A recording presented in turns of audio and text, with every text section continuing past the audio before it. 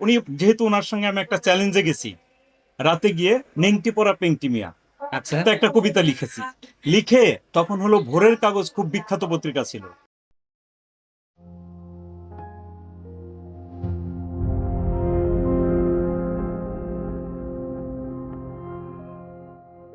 বহুমাত্রিক বাংলাদেশ বাংলা একাডেমির গ্রন্থমেলা থেকে আপনাদের সবাইকে স্বাগত জানাচ্ছি। আমি লুৎফর রহমান জয়।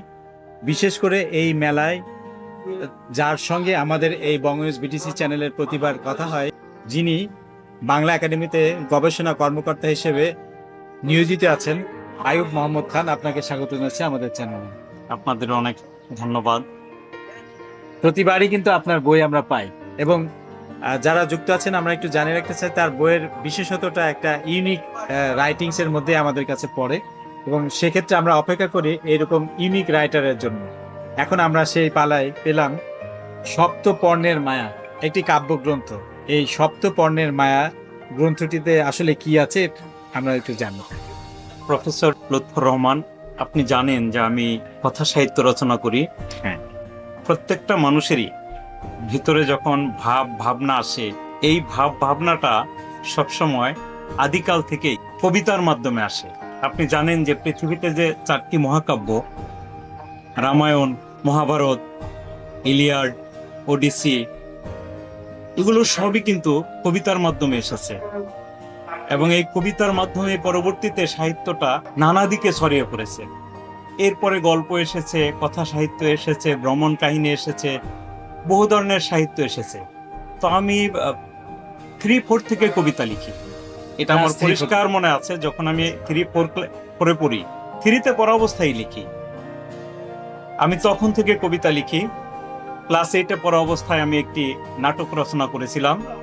তো আমরা প্রত্যন্ত গ্রাম অঞ্চলের মানুষ ছিলাম। তো পরবর্তীতে ঢাকায় আসার পরে বাংলা একাডেমিতে কাজ করার সুযোগ হয়। বাংলা একাডেমিতে কাজ করা কিন্তু আমার জীবনের লক্ষ্য ছিল। এটা তাই? কিন্তু আমি মানে অলৌকিকভাবে যে এসেছি তা না। আচ্ছা। আমার জীবনের লক্ষ্যই ছিল যে আমি বাংলা একাডেমিতে কাজ করব। তো সৃষ্টিকর্তা আমার মনোবাসনাটা কবুল করেছেন। আমি বাংলা একাডেমিতে কাজ করতে আসি। এরপর বাংলা একাডেমিতে যখন কাজ করতে আসি, আসার পরে ওখানে আমাদের একজন উপপরিচালক ছিলেন। তো তখন থেকে আমি সাহিত্য প্রচুর পড়ি তো আগে থেকেই। আমি যখন 8-9-এ পড়ি তখন আমি মাইকেল মধুসূদন দত্তের বই পড়ে ফেলেছি। এরপরে আমাদের একজন উপপরিচালক বললেন যে আইয়ুব, উনি আমাকে খুব পছন্দ করতেন, এস.কে. নুরুল ইসলাম বাঙালি, উনি এখনো জীবিত আছেন। পরে বাংলা একাডেমির উনি ফেমাস পরিচালক হয়েছেন। উনি অনেক বড় একটা লেখাও লিখেছেন ইতোমধ্যে, আগামী থেকে বইটি বের হয়েছে, ওটা ইতিহাস।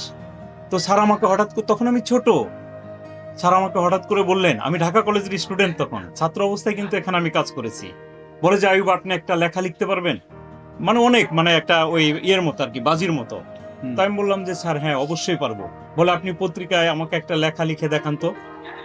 আমি করলাম কি, একটা কবিতা, উনি যেহেতু ওনার সঙ্গে আমি একটা চ্যালেঞ্জে গেছি, রাতে গিয়ে নেংটি পড়া পেংটি মিয়া আচ্ছা। তো একটা কবিতা লিখেছি।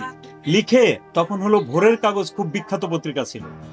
ভোরের কাগজটাই কিন্তু পরবর্তীতে ওই যে ভেঙে প্রথম আলো হয়েছে, ওই সময় কিন্তু খুব বিখ্যাত পত্রিকা ছিল ভোরের কাগজ।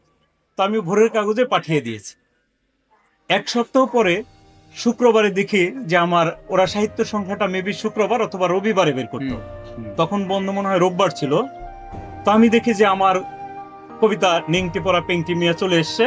এরপর আমি তো হই হই রই করে এমন আনন্দের সঙ্গে স্যারকে নিয়ে দেখালাম, সবাই দেখলো যে আমি নেংটি পড়া পেংটি মিয়া কবিতা লিখে ফেলেছি। এরপরে মনে করেন যে কবিতাও লিখেছি, গান লিখেছি, তারপরে আমি ধারাবাহিকভাবে আমি উপন্যাস লেখা শুরু করি। কিন্তু আমার অ্যাকচুয়ালি ইচ্ছে ছিল যে আমি কথা সাহিত্যিক হব।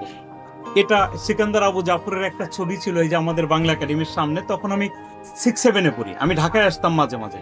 আচ্ছা। আর আমার বাড়ি কাছে, যে মানিকগঞ্জ, খুবই কাছে। হ্যাঁ। তো বইমেলার সময় এসেছি, দেখি যে সিকান্দার আবু জাফরের আরো কিছু কিছু সাহিত্যিকের এত বড় ছবি, মানে পুরো বিশ্ববিদ্যালয় জুড়ে একটা মানে লেখনী দিয়ে, বড় একটা সেন্টেন্স দিয়ে, বাক্য দিয়ে লিখেছে। আমাকে এমন ভাবে আন্দোলিত করেছে ওই লেখাটা, আমি মনে করেন যে তখন থেকে যে আমি কথা সাহিত্যিক হব। আবার সৈয়দ ওয়ালিউল্লাহ লাল সালু পড়েছিলাম, এটা আমাকে দারুণ ধরনের ইন্সপিরেশন দিয়েছিল। আচ্ছা। তো এরপরে ধারাবাহিকভাবে আমি কথা সাহিত্য রচনা করতে থাকি। এখন আমার কথা সাহিত্যের সংখ্যা 11। 11। তো এবার আমি মেলাটা তো আপনি জানেন যে নানা রকম দ্বিধাদ্বন্দ্বের তৈরি হয়েছিল এবারের বইমেলায়। তো আমার এবারের যে উপন্যাস ওটা বড় প্লট ছিল। তো আমি চিন্তা করলাম এই মেলাটা কেমন হবে বলা যায় না, থাক এবার উপন্যাসটা নেয় নেই। পিছনের বিভিন্ন সময়ে আমি কবিতা লিখেছি, তো সবগুলো কবিতা একত্র করে দীর্ঘদিন ধরে এই কাজগুলো আমি করেছি। এটা আপনি যখন বইয়ের ভিতরে যাবেন, একটা কবিতা পড়বেন, দেখবেন যে একটা কবিতাও কিন্তু অগোছালো না, যারা পড়েছে তারা বলেছে। তো আমি অনেক পরিশ্রম করে এই সত্যপর্ণের মায়াটা, আমার যে পিছনের কবিতা কাব্যগ্রন্থটা, যে কবিতাটা সবগুলো কাব্যগ্রন্থে নিয়ে এলাম। তো এটা আমি বিজয় প্রকাশ থেকে 2026 অমৃতসর এবার বইমেলা আসলো। হ্যাঁ। বই আকারে প্রকাশ করলাম। আমরা একজন কথা সাহিত্যিকের সত্যিকারের কথা সাহিত্যিক হয়ে ওঠার গল্পটাও জেনে নিলাম। এবার কাব্যগ্রন্থের কোনো অংশ বা একটা কবিতা আমরা শুনতে চাই। দিঘির সেই ঘাট, অভিপ্লুত প্রস্মিত লক্ষবিন্দু, সুহাস্য মুখ চন্দ্রিকা যেন 7 সমুদ্র 13 নদীর পার, শীতল কালো জলের গভীরের আহ্বান, টলটলে দোলন চাপা গাছটি নেই, শিহরিত মানুষ মন্দিরের চোখ দুটো অবিচল। ছায়া, মেঘ, ঝঞ্ঝা, সেই আকাশ, সেই বাতাস ও উৎপলিকার হোস, দূরে সিন্ধু পারের অমোঘ রোমাঞ্চিত বীজ বপন, মুক্ত খসা পবিত্র চিরন্তন অবয়ব, ছোট হয়নি পূর্বাহ্নের স্মৃতি।